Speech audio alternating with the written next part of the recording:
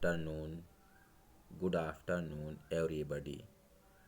आप सभी प्रशिक्षुओं का एजुकेशन 07 की कक्षा में स्वागत एवं अभिनंदन। आज हम लोग एजुकेशन 07 के पाठ्यक्रम में नया टॉपिक वर्ड, शब्द एवं वाक्य का अध्ययन करेंगे। इसके अंतर्गत सर्वप्रथम वर्ण के बारे में अध्ययन करेंगे। यह टॉपिक आपके हिंदी भाषा के पाठ्यक्रम का एक भाग है। आप लोग चाहें तो इस टॉपिक को हिंदी भाषा की कक्षा से भी पढ़ सकते हैं। सर्वप्रथम वर्ण विचार में हम यह जानते हैं कि यह क्या होता है। अगर हम लोग हिंदी व्याकरण की बात करें तो इसको मुख्यतः अपने पाठ्यक्रम के अनुसार अगर देखें तो 3 भागों में बांटा गया है: वर्ण, शब्द एवं वाक्य विचार। अगर सर्वप्रथम वर्ण विचार की बात करें तो यह हिंदी व्याकरण का प्रथम भाग माना जाता है। इसके पश्चात हम लोग यह जानते हैं कि वर्ण किसे कहते हैं, क्योंकि वर्ण से ही वर्णमाला या अन्य अक्षरों या चिन्हों या लिपियों की बात करें उसका निर्माण होता है। वास्तव में भाषा की जो ध्वनियाँ हैं उनको लिखने हेतु हम लोग कुछ विशेष चिन्हों, जिनको वास्तव में लिपि कहा जाता है, का प्रयोग किया जाता है। ध्वनियों के इन्हीं लिपि या चिन्हों को वर्ण कहा जाता है। अर्थात जिन ध्वनियों को हम विशेष चिन्हों के माध्यम से व्यक्त करते हैं उनको वर्ण कहा जाता है और इसे भाषा की सबसे छोटी इकाई माना जाता है। अर्थात जो अक्षर होते हैं जिनको हम वर्ण कहते हैं वो भाषा की सबसे छोटी इकाई होते हैं, उनके और टुकड़े नहीं हो सकते हैं, इसीलिए उसको अक्षर कहा जाता है। अब वर्ण के बाद हम जानते हैं कि वर्णमाला किसे कहते हैं, क्योंकि वर्ण को आप तभी ठीक से समझ सकते हैं वास्तव में जब आपको वर्णमाला क्या होती है इसका भी ज्ञान हो। वर्णों के व्यवस्थित समूह को वर्णमाला कहते हैं।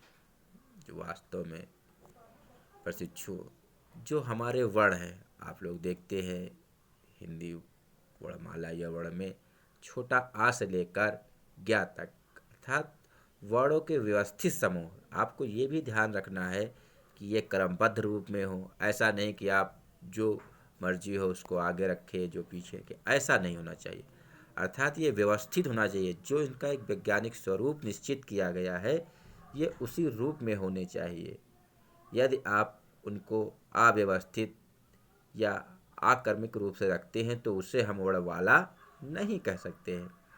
इसीलिए यहाँ पर इस बात का विशेष आपको ध्यान रखना है कि वर्णों के व्यवस्थित समूह को ही वर्णमाला कहा जाता है। हिंदी वर्णमाला में कुल 52 वर्ण होते हैं, ठीक है, जिसमें हम लोग 11 स्वर और 33 व्यंजन मानते हैं और इसके अलावा कुछ अलग विशेष नाम दिए गए हैं व्यंजनों में। कोई द्विगुणित व्यंजन है, कुछ और हैं, उनकी चर्चा हम लोग आगे करेंगे।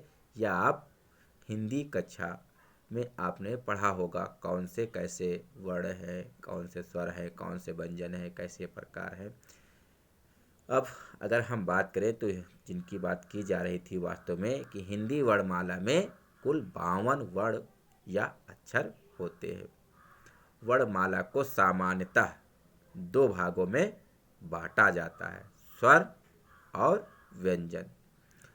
स्वर और व्यंजन में सर्वप्रथम हम यह जानते हैं कि स्वर क्या होते हैं या स्वर किसे कहते हैं या स्वर से आप क्या समझते हैं या स्वर पर टिप्पणी कीजिए। अक्सर आप लोगों से परीक्षा में इस तरह के क्वेश्चन आते हैं। उसी के अंतर्गत हम लोग ये जानते हैं कि स्वर क्या होते हैं या स्वर किसे कहते हैं।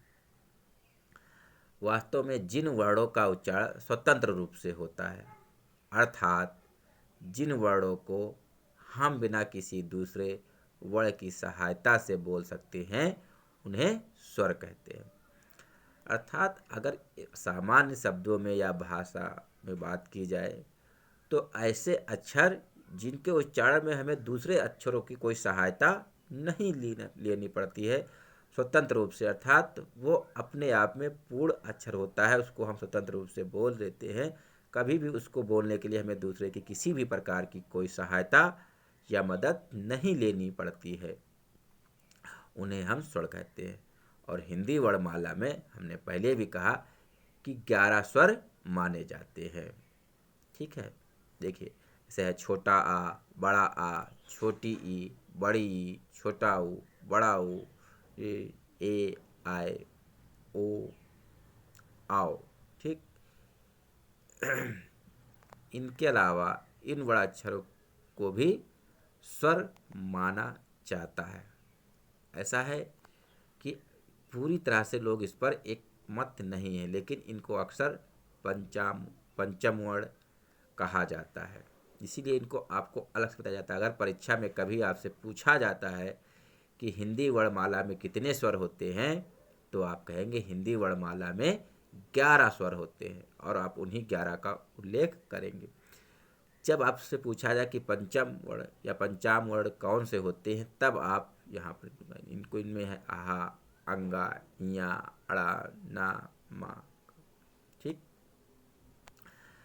ये वास्तव में अन वाले हैं सब, जहाँ पर इनको हम करते हैं नासिकीकरण के लिए अनुस्वार, अर्थात ऐसे जिनको हम नाक से बोलने पर बल देते से आप कहते हैं अंगूर, अंक, अंगद, अर्थात जहाँ पर नासिका पर एक तरह से बल दिया जाता है,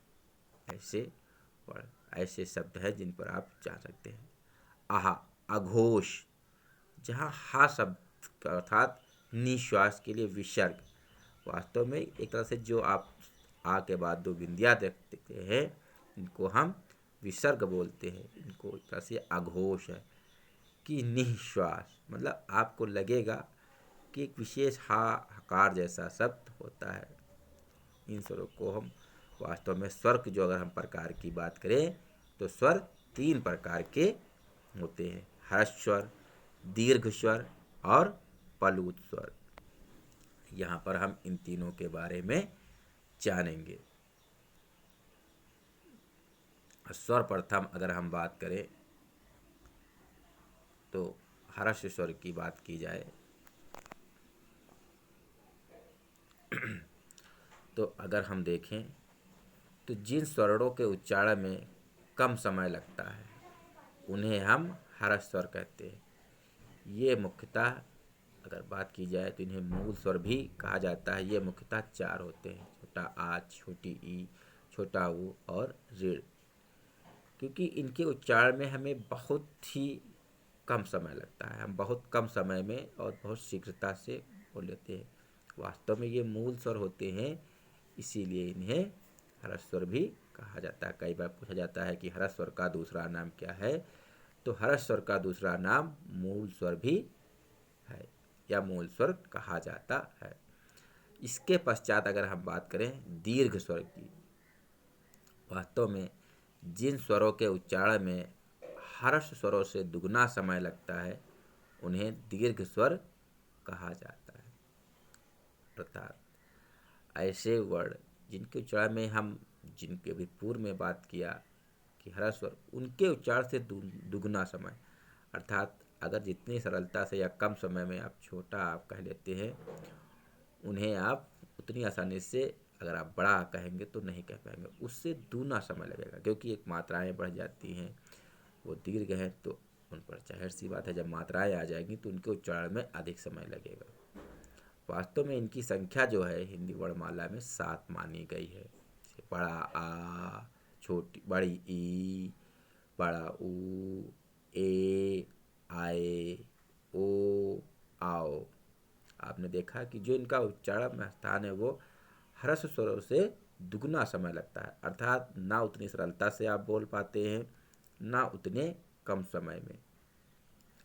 क्योंकि आप लोगों ने देखा है, बहुत सी चीज़ें आपने गौर की है कि सामान्यतः हम कैसे उन चीज़ों को नापते हैं, कैसे देखते हैं, किस क्रम में बोलते हैं, ये सब और कहाँ पर उनका शब्द के रूप में प्रयोग करते हैं, ये सब बहुत ही महत्वपूर्ण तथ्य हैं जिनको आप आगे देखेंगे। अब उसके बाद हम करते हैं पलूत स्वर की बात। पलूत क्या है? ऐसे स्वर जिनके उच्चारण में ह्रस्व स्वर से 3 गुना अधिक समय था, 3 गुना समय लगता है, वे दीर्घ स्वर से भी थोड़ा अधिक समय लेते हैं। अगर हम सरल शब्दों में कहें कि जिनका दीर्घ स्वरों से, जो ऐसे वर्ण जिनका उच्चारण में दीर्घ स्वरों से अधिक समय लगता है, ठीक है, उन्हें हम पलू स्वर कहते हैं। पलू स्वरों को का जो चिन्ह है, अगर वास्तव में देखें तो आप एक तरह से कह सकते हैं जैसे आप अंग्रेजी भाषा का एस शब्द देखते हैं, लगभग उसी तरह से मिलता जुलता होता है। जैसे आपने देखा होगा ओम, तो आपने जब ओम बोला तो आपने देखा कि जब ओम के बाद आपने जो ध्वनि निकाली उसमें जो आपने देखा एक थोड़ा सा सर्पीला आकार या एस जैसा होता है उसके माता, उसी को हम पलूस्वर कहते हैं। यद्यप आधुनिक भाषा अगर हिंदी में कहें तो इसका प्रयोग नहीं होता या ना के बराबर शायद ही होता हो। ये सामान्यतः संस्कृत में ही मूलतः होता था, ठीक है। अगर हम अन और आहा को बात करें तो इनको वास्तव में स्वर में नहीं गिना जाता है, बल्कि इनको अयोगवाह ध्वनियाँ भी कहा जाता है। अक्सर आपने देखा होगा कि जब आपके यहाँ बहुविकल्पी प्रश्न होते हैं तो पूछ लेते हैं या कभी पूछ लिया गया कि अयोगवाह ध्वनियाँ कौन सी हैं या किसे कहा जाता है, तो आपको पता होना चाहिए कि अन और आहा जो है उनको हम स्वरों में न गिनकर अयोगवाह ध्वनियाँ कहते हैं। अब इसके बाद हम लोग बात करते हैं व्यंजन, ठीक है। व्यंजन किसे कहते हैं आपको जानना चाहिए। जिन वर्णों का उच्चारण बिना किसी दूसरे वर्णों के नहीं हो सकता उन्हें हम व्यंजन कहते हैं, अर्थात ऐसे वर्ण जिनके उच्चारण में हमें दूसरे वर्णों की सहायता लेनी ही पड़ती है, बिना उसके अभाव में हम उनका उच्चारण नहीं कर सकते हैं। हिंदी भाषा या वर्णमाला में कहें तो वास्तव में जो व्यंजन है उनकी संख्या 33 मानी जाती है। कई बार प्रशिक्षु या छात्र इस बात को लेकर परेशान रहते हैं कि हिंदी वर्णमाला में जो पूरी वर्णमाला उसमें 52 वर्ण होते हैं और जो स्वर होते हैं वो 11 होते हैं और जो व्यंजन होते हैं 33, तो फिर उनकी संख्या 52 क्यों नहीं होती? देखिए, जो हम समानता ये देखते हैं कि हमारे मूल रूप में कितने हैं, बाकी क्योंकि आपने देखा कुछ शब्द ऐसे आ गए हैं जो दूसरी भाषा से हैं या उच्चारण के लिए नए बनाए गए हैं, अगर हम उन सभी वर्णों को जोड़ते हैं तभी 52 होते हैं। सामान्यतः यहाँ पर हम उन सरल या मूल स्वरों की बात करते हैं तो आपने देखा वहाँ पर वो 11 थे और यहाँ पर 33। तो इसलिए अगर कई बार आपकी परीक्षा में पूछा जाता है कि व्यंजन की संख्या कितनी है तो आप 33 कहते हैं, और पूछता है स्वर कितने हैं तो 11, वर्णमाला में कुल कितने वर्ण हैं तो आप 52 कहते हैं। आपको इस बात का विशेष ध्यान रखना है, ऐसा ना हो आप 33 और 11 को जोड़कर जितना बन रहा उतना करते हैं, ऐसा नहीं। आपको हिंदी वर्णमाला में 52, स्वर आपके 11, व्यंजन आपके 33 होते हैं। इस बात को आप विशेष रूप से ध्यान रखिएगा, क्योंकि देखिए अगर आपने देखा यहाँ पर जो लिखा है का, खा, ग, घा, अंगा से लेकर श्राद्ध तक, ठीक है, वास्तव में आपने देखा होगा इनके नीचे जो हलंत लगा है वो इंडिकेट करता है कि इनके साथ कोई दूसरा भी वर्ण जुड़ा हुआ था, और इनको उच्चारण में हमें किस तरह से करना है, क्योंकि आप जानते हैं कि अगर हम का बोलेंगे तो सामान्यतः का के साथ आ की आवाज़ आती ही आती है। आपने देखा का, देखिए खा, गा, खा, अंगा। तो ऐसे में आपने देखा सभी के साथ आ जुड़ा हुआ। तो आपने क्या देखा कि का तो था ही, साथ में आ भी है, अर्थात एक वर्ड दूसरे वर्ड की सहायता से ही बोला जाता है। ऐसे इस रूप में संभव नहीं है कि इनको हम अलग से बोल पाएँ। इसीलिए आपने देखा कई बार बहुत लोग जो लिखते हैं किसी शब्द वर्ड को या शब्द को, तो उसके नीचे जब हलन लगाते हैं तो उनका इंडिकेशन होता है कि वह आधा है या अपने वो मूल रूप में है। तो इसी तरह आपको ये ध्यान रखना है कि इसमें कैसे होता है। जैसे आपने चा कहा, तो चा और छोटा आ की आवाज़ आई। आपने छा कहा, छा और आ की आवाज़ आई। जा, जा और आ, झा, झा और आ। इया, तिया, आपने देखा इया और ई की आवाज़ आई। इसी तरह आप देखिए जितने भी आप में वर्ड हैं, टा, ठा, डा, ठा, अड़ा, ता, था, दहा, दा, धा, ना, पा, फा, पा, भा, मा, या, रा, ला, वा, शा, शा, शा, हा, छा, त्रंग, या, स्रा।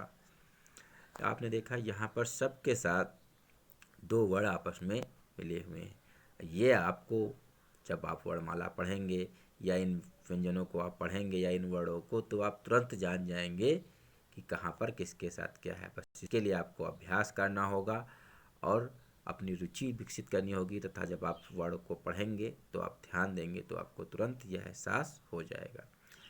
देखिए आपकी एक बात विशेष रूप से ध्यान रखनी है कि हिंदी वर्णमाला में अड़ा शब्द है जो लिखा हुआ है आपने, और ढा, उसको भी अड़ा बना दिया गया है। इनको द्विगुण व्यंजन माना जाता है। आपने देखा जब हमने सिंपीड़ वर्णमाला पढ़ी या वर्णों को व्यंजनों को पढ़ा, तो वहाँ पर ये शब्द ये वर्ड आपको नहीं दिखे। इसीलिए जब इसी प्रकार हम वर्णों में देखते हैं तो कुछ जो नए वर्ड जुड़ते हैं, इसी तरह हमारी इनकी संख्या बढ़ जाती है। क्योंकि परीक्षा में आपके यहाँ पूछा भी जाता है कई बार कि द्विगुण व्यंजन कौन से हैं, तो आपको ध्यान रखना है अड़ा, ढा जो है इनको द्विगुण व्यंजन माना जाता है। देखिए आप लोग इसको हिंदी वाली कक्षा से भी पढ़ सकते हैं, और अगर कोई कहीं पर कोई समस्या आ रही है तो आप हिंदी के शिक्षक पांडे सर से भी आप कंसल्ट कर सकते हैं, उनसे भी पूछ सकते हैं, क्योंकि हिंदी उनका मूल विषय है और संस्कृत है। तो कहीं पर अगर किसी प्रकार की समस्या है तो आप हिंदी के, क्योंकि यहाँ का जो आपका पाठ्यक्रम या सिलेबस दिया गया है वह मूलतः हिंदी भाषा का है। इसलिए अगर हिंदी भाषा में किसी भी प्रकार की समस्या होती है तो आप हिंदी वाले कक्षा अध्यापक से भी संपर्क कर सकते हैं। इसके अलावा आपको अगर लगता है तो आप मुझसे भी अगर कोई तथ्य पूछते हैं तो मैं बिल्कुल आपको बताऊंगा, आपको किसी प्रकार की कोई समस्या नहीं होगी। अब आज की कक्षा यहीं पर हम लोग समाप्त करते हैं। इससे जुड़े अन्य बातों का अध्ययन हम लोग अगले वीडियो में करेंगे। धन्यवाद।